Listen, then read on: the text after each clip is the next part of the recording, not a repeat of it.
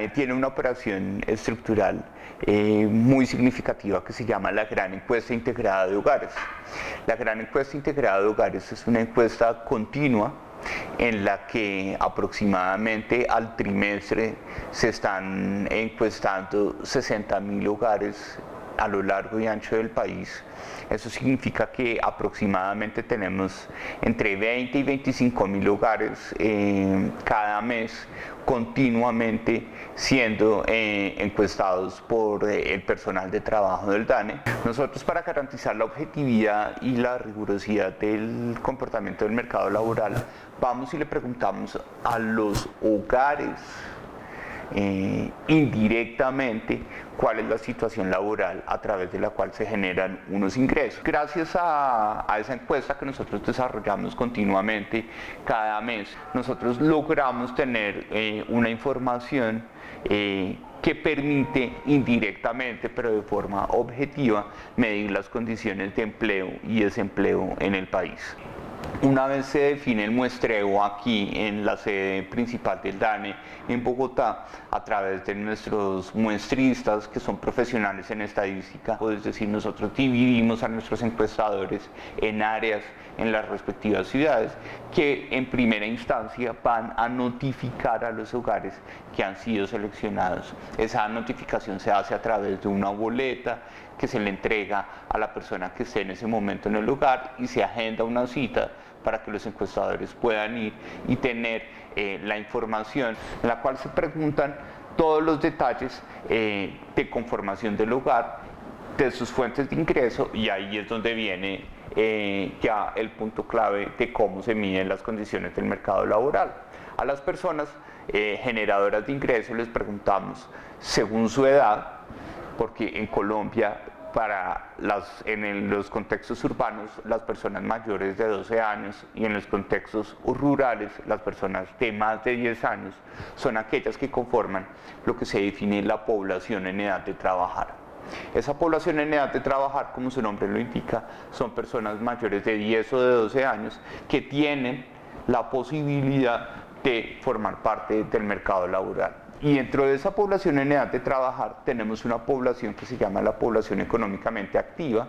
que es aquella que tiene un interés manifiesto de formar parte del mercado laboral. Entonces, por eso, para identificar si los miembros del hogar forman parte de la población económicamente activa, los identificamos primero por su edad, después sobre su interés de participar en el mercado laboral, específicamente si en la semana de referencia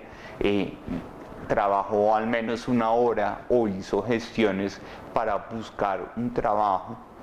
o que si no trabajó simplemente fue por un tema de una incapacidad médica o por alguna dificultad particular que sucede en su hogar. Entonces, a partir de esas respuestas nosotros podemos filtrar si estamos hablando de un miembro de la población en edad de trabajar que forma parte de la población económicamente activa. Y esa población económicamente activa la clasificamos según las respuestas que nos dicen sobre la búsqueda o el trabajo efectivo por al menos una hora en la semana de referencia entre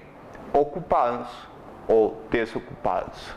Entonces definimos que una persona se encuentra en una situación de desocupación si efectivamente en la semana de referencia no trabajó al menos una hora, pero que mostró interés de buscar un empleo, es decir, que fue a un banco de hojas de vida, que estuvo en una entrevista, que estuvo leyendo los avisos clasificados por el periódico o por páginas de empleo a través de las tecnologías de información y comunicación. También dentro de los ocupados tenemos una clasificación que es importante que tengamos clara, que es el trabajo familiar sin remuneraciones. Esa población desocupada se puede clasificar como una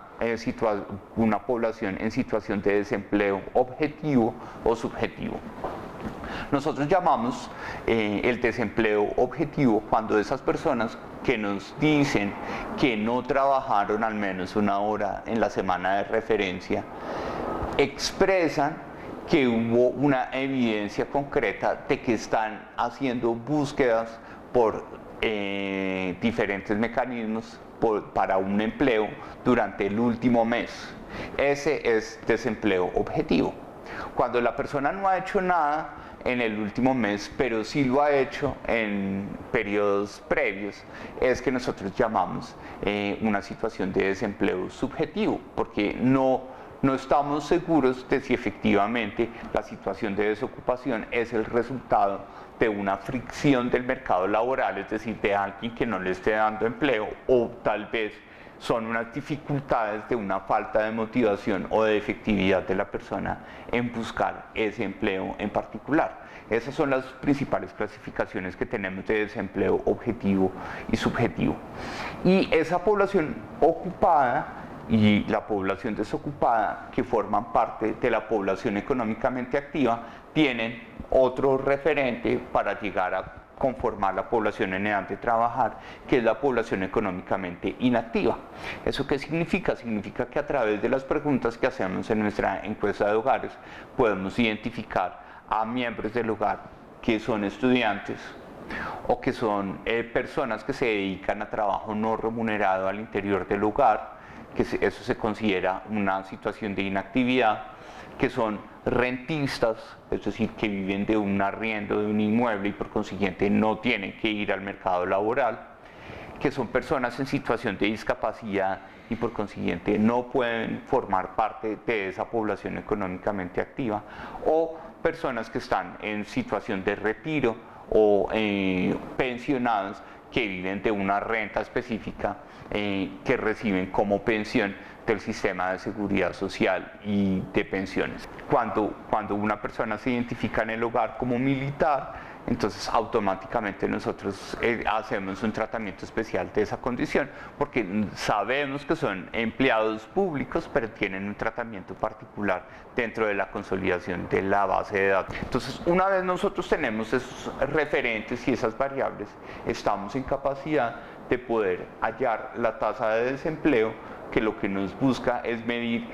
qué peso tiene la población económicamente activa desocupada dentro de la población económicamente activa. Esa tasa de desempleo tiene un espejo, pero que se calcula de una forma distinta, que es la tasa de ocupación, en donde la tasa de ocupación lo que nos busca es cuánta población económicamente activa ocupada pesa dentro de la población en edad de trabajar. Entonces, es importante que metodológicamente nos quede claro que cuando estamos hablando de tasa de desempleo, medimos a los desocupados como fracción de la población económicamente activa, que es un subconjunto de la población en edad de trabajar, pero cuando medimos la tasa de ocupación, hablamos es de los ocupados como porción de la población en edad de trabajar. Esas encuestas se capturan en unos dispositivos móviles que vienen al TANE central y entran a nuestro sistema de información y generan la base temática, que es a partir de la cual podemos nosotros publicar al final de cada mes la información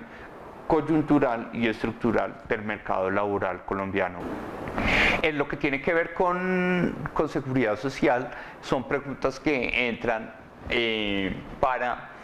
cuando esa persona se identifica como ocupado, poder perfilar si es un ocupado en situación de formalidad o situación de informalidad. Esencialmente, para poder identificar la situación de formalidad o informalidad de ese ocupado, se le pregunta por el número de empleados de la firma en la cual está trabajando. Entonces, normalmente para el DANE, si un empleado está trabajando en una firma que tiene menos de 5 empleados, ya empieza a ser candidato a ser contabilizado como un ocupado informal. Y adicionalmente se le preguntan, como a las personas que están ocupadas, se les pregunta por sus ingresos, los ingresos económicos asociados con esa actividad laboral.